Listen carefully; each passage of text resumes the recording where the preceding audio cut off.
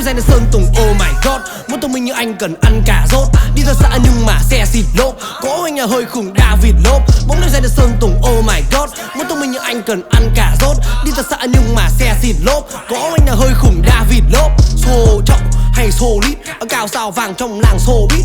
Một bài nhạc là đạt thêm fit, là thật là khả khi cứ lộp David.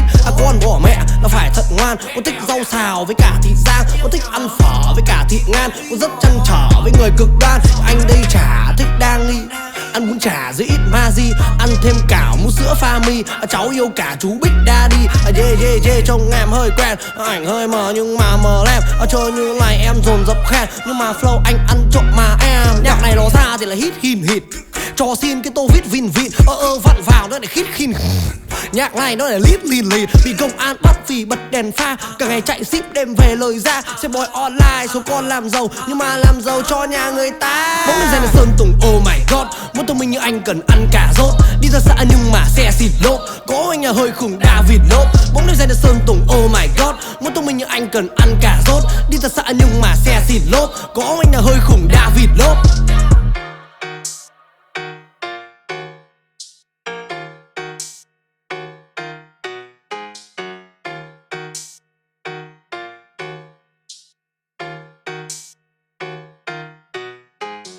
Chào bé Vũ Thành Đạt, anh vẫn khỏe, em còn làm ở đó không ta? Mình đi làm tí nhỉ, ở Huế Hải Phòng, tính ra cũng không xa. Đạt quăng tao còn đi, cho Đạt một phi, đã không lại nói kỳ boa. Chọc tay vào lỗ đã đem lên hít, đã mùi gà rán hôm qua.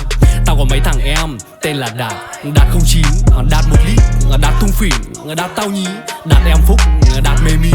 Không có hồ bơi ngay ở trên Đà Lạt. Tao bảo với Đạt mua hộp Beroca, thế đéo nó hộp hết con mẹ nó hạn. Ở vai cần lều chán thằng em mình quá.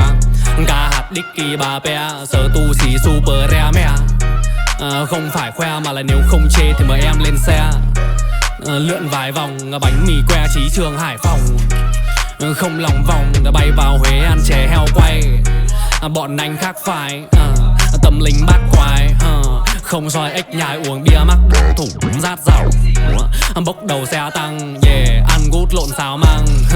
Mùa hè đắp chăn, mùa đông tắm nắng ửa đứa gì Sơn Tùng, oh my god. Muốn thông minh như anh cần ăn cà rốt. Đi ra xã nhưng mà xe xịt lốp. Có anh là hơi khủng David lốp. Bóng đêm dài là Sơn Tùng, oh my god. Muốn thông minh như anh cần ăn cà rốt. Đi ra xã nhưng mà xe xịt lốp. Có anh là hơi khủng David lốp.